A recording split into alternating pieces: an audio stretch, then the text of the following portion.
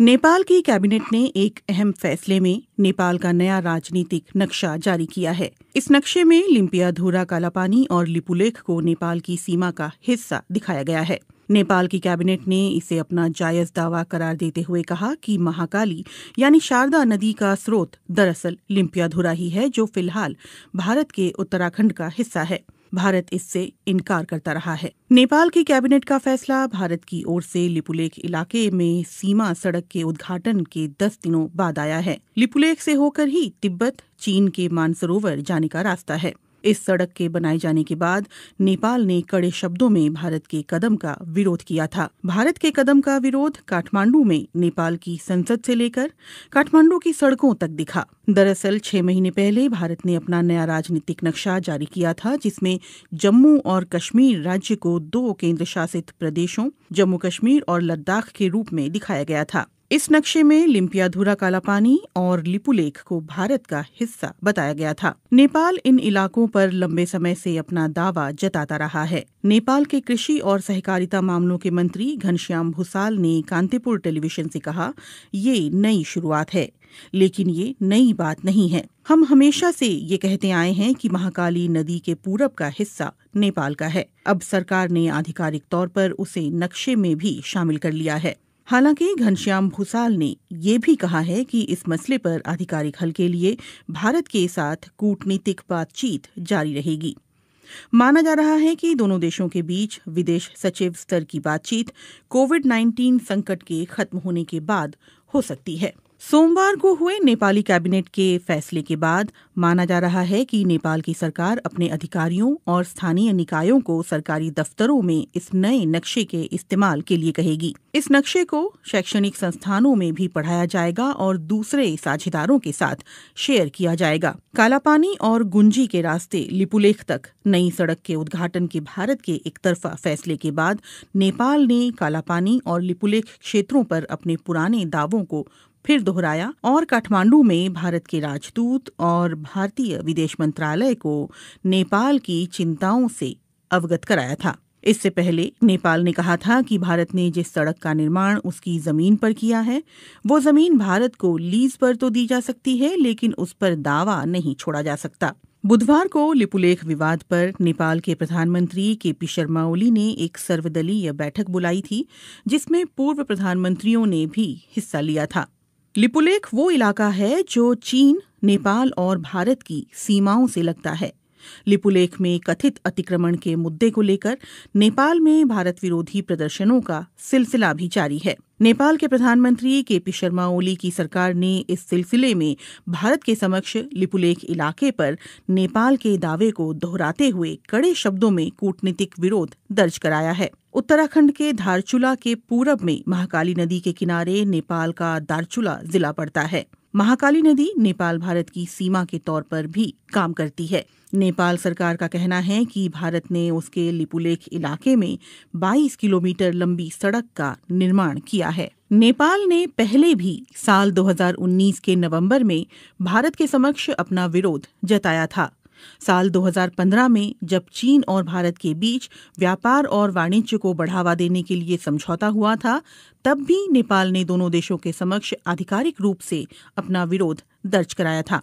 भारत चीन के बीच हुए समझौते को लेकर नेपाल ने पहले भी साल 2019 के नवंबर में भारत के समक्ष अपना विरोध जताया था। साल 2015 में जब चीन और भारत के बीच व्यापार और वाणिज्य को बढ़ावा देने के लिए समझौता हुआ था, तब भी नेपाल ने दोनों देशों के समक्ष आधिकारिक रूप से अपना विरोध दर्ज कराया था। नेपाल का कहना है कि इस समझौते के लिए ना तो भारत ने और ना ही चीन ने उसे भरोसे में लिया, जबकि प्रस्तावित सड़क उसके इलाके से होकर गुजरने वाली थी।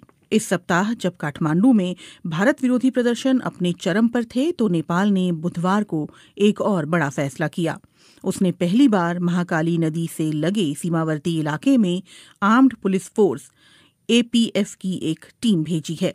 कालापानी से लगे छांगरू गांव में एपीएफ ने एक सीमा चौकी स्थापित की है। एपीएफ का ढांचा भारत के सशस्त्र सीमा बल और भारत तिब्बत सीमा पुलिस की तरह ही है। साल 1816 में हुई सुगौली की संधि पर दस्तखत के 204 साल बाद नेपाल ने आखिरकार 3 देशों की सीमा से लगने वाले अपने इस इलाके की सुरक्षा के लिए कदम उठाया है। 2 साल तक चले ब्रिटेन नेपाल युद्ध के बाद सुगौली की संधि हुई थी, जिसके तहत महाकाली नदी के पश्चिमी इलाके की जीती हुई जमीन पर नेपाल को अपना कब्जा छोड़ना पड़ा था। कालापानी विवाद के बाद इस सप्ताह लिपुलेख को लेकर काठमांडू में हुए विरोध प्रदर्शन और भारत नेपाल के कूटनीतिक घमासान से एक बार फिर दोनों देशों के संबंधों में खटास आ गई है। हालांकि विवाद के कुछ एक मुद्दों को छोड़ दें तो दोनों देशों के संबंध हाल के समय में तकरीबन मधुर ही रहे हैं। इसी महीने प्रधानमंत्री नरेंद्र मोदी और केपी शर्मा ओली ने कोविड-19 की महामारी के खिलाफ एकजुट रहने की प्रतिबद्धता जताई थी, लेकिन लिपुलेख में भारत के सड़क बनाने की घटना ने कई नेपालियों को नाराज कर दिया है। यहां तक कि प्रधानमंत्री केपी शर्मा ओली को ये स्पष्ट करना पड़ा कि नेपाल अपनी जमीन का 1 इंच भी नहीं छोड़ेगा। ऐसे में सवाल उठता है कि अचानक पैदा हुए लिपुलेख विवाद के कारण क्या भारत नेपाल मैत्री खत्म हो जाएगी? महाकाली नदी के उद्गम वाला ये पहाड़ी इलाका नेपाल के लिए इतना महत्वपूर्ण क्यों है? और ये सवाल भी उतना ही मायने रखता है कि लिपुलेख भारत के लिए भी रणनीतिक दृष्टि से इतना अहम क्यों है? नेपाल भारत संबंधों पर कई भारतीय विश्लेषकों का कहना है कि सभ्यता, संस्कृति, इतिहास और भूगोल की दृष्टि से कोई भी 2 देश इतनी नजदीकी नहीं रखते हैं जितने कि भारत और नेपाल हैं। लेकिन 1800 किलोमीटर लंबी सीमा पर दोनों देशों के दरमियान कभी न खत्म होने वाले कई सीमा विवाद भी हैं। दोनों देशों की सरहद ज्यादातर खुली हुई और आड़ी तिरछी भी है। हालांकि अब सीमा पर चौकसी के लिए सुरक्षा बलों की तैनाती बढ़ी है। मुश्किल इस बात को लेकर ज्यादा है कि दोनों देशों की सीमाओं का निर्धारण पूरी तरह से नहीं हो पाया है। महाकाली यानी शारदा और गंडक यानी नारायणी जैसी नदियां दोनों इलाकों में सीमांकन तय करती हैं। वहां मॉनसून के दिनों में आने वाली बाढ़ से तस्वीर बदल जाती है। नदियों का रुख भी साल दर साल बदलता रहता है।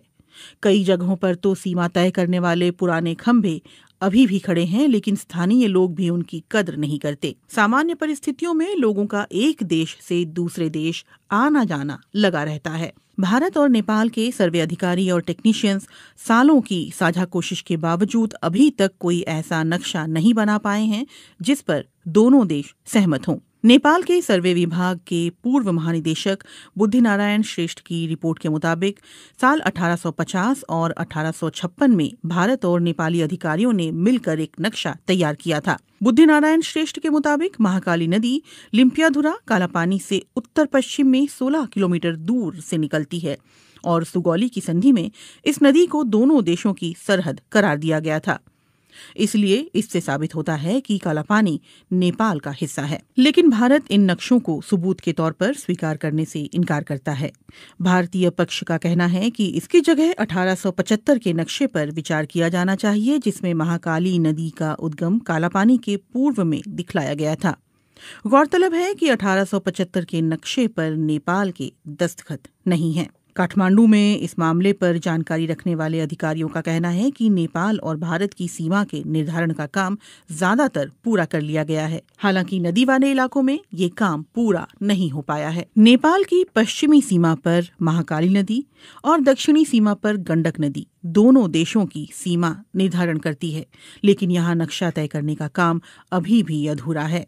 दोनों देशों के सर्वे अधिकारी और टेक्नीशियंस महाकाली और गंडक नदी पर सीमांकन के बिंदुओं के निर्धारण पर सहमत नहीं हो पा रहे हैं, क्योंकि नदियों के बहाव की दिशा बदलती रहती है। इन नदियों का रुख बीते दशकों में लगातार बदलता रहा है। लिपुलेख का विवाद ऐसे ही इलाके से जुड़ा हुआ है। नेपाल का कहना रहा है कि लिपुलेख पर्वत महाकाली नदी के पूर्व में स्थित है, जिसकी वजह से कुदरती तौर पर ये इलाका नेपाल का हिस्सा बन जाता है, और ये बात सुगौली की संधि में भी साफ तौर पर कही गई है। एनसाइक्लोपीडिया ब्रिटानिका के अनुसार सुगौली की संधि से ब्रिटेन नेपाल युद्ध की औपचारिक तौर पर समाप्ति हुई थी। संधि की शर्तों के तहत नेपाल ने तराई के विवादास्पद इलाके और महाकाली नदी के पश्चिम में सतलुज नदी के किनारे तक जीती हुई जमीन पर अपना दावा छोड़ दिया था। अगर सुगौली की संधि ये स्पष्ट रूप से कहती है कि महाकाली नदी का पूर्व का इलाका नेपाल का है, तो फिर समस्या कहाँ है? नेपाली इतिहासकारों और सर्वे अधिकारियों का कहना है कि दोनों देशों के बीच गलतफहमी इस बात को लेकर है कि महाकाली नदी का उद्गम स्थल कहाँ है और विवाद की जड़ यही है। इसीलिए सवाल उठता है कि महाकाली नदी कहाँ से निकलती है, लिम्पियाधुरा की पहाड़ियों से या फिर लिपुलेख से। गुंजी गांव के पास जहां लिपुलेख जाने वाली सीमा सड़क बीते शुक्रवार खोली गई थी, वहां 2 छोटी नदियां आकर मिलती है। एक धारा दक्षिण पूर्व के लिम्पियाधुरा की पहाड़ियों से निकलकर आती है तो दूसरी धारा दक्षिण में लिपुलेख से आती है। नेपाल के विशेषज्ञ और अधिकारियों का कहना है कि महाकाली नदी लिम्पियाधुरा से निकलकर उत्तर पश्चिम में भारत के उत्तराखंड की ओर बढ़ती है, लेकिन इसके ठीक उलट भारतीय पक्ष का कहना है कि महाकाली नदी का रुख नेपाल की ओर उत्तर पूर्व में है। उनका कहना है कि लिपुलेख से निकलने वाली जलधारा ही दरअसल महाकाली नदी का स्रोत है और इसी से दोनों पड़ोसी देशों की सीमाओं का निर्धारण होता है। 8 मई को लिपुलेख के लिए सड़क मार्ग खोले जाने के बाद आई नेपाल की कड़ी प्रतिक्रिया पर भारत ने इस फैसले का बचाव करते हुए कहा कि किसी भी नेपाली क्षेत्र का अतिक्रमण नहीं किया गया है और ये सीमा सड़क कैलाश मानसरोवर की पारंपरिक धार्मिक यात्रा के रूट पर ही बनाई गई है। लेकिन नेपाली इतिहासकारों, अधिकारियों और जहां से भारत ने 8 मई को लिपुलेख जाने वाली सड़क का रास्ता खोला है, यानी गुंजी गांव के लोगों का ये कहना है कि नेपाली पक्ष के पास इस बात को लेकर पर्याप्त सबूत हैं कि सुगौली की संधि के अनुसार लिपुलेख और उस इलाके के कई गांव नेपाली क्षेत्र में आते हैं। विवाद दूसरे इलाकों को लेकर भी है। नेपाल की सरकार लगातार इस बात पर जोर देती रही है कि लिपुलेख और गुंजी गांव के अलावा भारत ने महाकाली नदी के उत्तर में उससे लगे कई इलाकों पर भी अपना कब्जा कर रखा है, जिसमें कालापानी भी शामिल है। कालापानी में भारत चीन युद्ध के दौरान 1950 में आईटीबीपी ने अपनी चौकी स्थापित की थी। इसके अलावा सुदूर पश्चिम में स्थित लिम्पियाधुरा को लेकर भी दोनों देशों के बीच विवाद है। वहीं नेपाल की राष्ट्रीय राजनीति में 3 दशक से भी ज्यादा समय से महाकाली कालापानी का मुद्दा उठता रहा है। नेपाल के सर्वे विभाग के अधिकारियों का कहना है कि लिपुलेख और कालापानी हिमालय क्षेत्र के सुदूर इलाके हैं जहां पहुंचना बहुत मुश्किल है और वहां कोई इंसानी आबादी नहीं रहती। यही वजह है कि नेपाल ने वहां सीमा सुरक्षा चौकी स्थापित नहीं की। अधिकारी ये भी कहते हैं कि सुगौली की संधि के अलावा नेपाल के पास और भी सबूत हैं, जिनमें संधि पर दस्तखत से पहले ब्रितानी अधिकारियों को लिखी चिट्ठी और उस दौर के दस्तावेज शामिल हैं। नेपाल कालापानी और गुंजी के स्थानीय लोगों की मालगुजारी रसीद और नेपाली मतदाता होने का पहचान पत्र भी सबूत के तौर पर दिखा रहा है।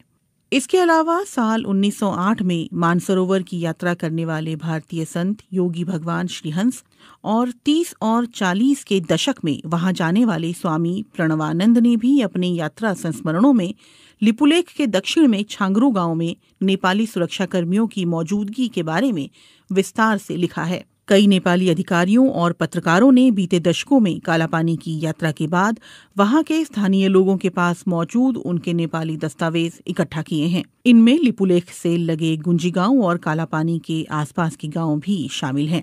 भारत नेपाल के दावे को खारिज करता रहा है। काठमांडू में भारतीय दूतावास और उसके विदेश मंत्रालय ने अपनी तरफ से माहौल शांत करने की कोशिश करते हुए कहा है कि दोनों देशों के विदेश सचिव स्तर की वार्ता में इन मुद्दों पर बात की जाएगी। नेपाल में संसद से सड़क तक भारत विरोधी नारे गूंज रहे हैं और इसके बावजूद कालापानी और लिपुलेख को लेकर दोनों देशों के बीच छिड़ा विवाद सुलझता हुआ नहीं दिख रहा।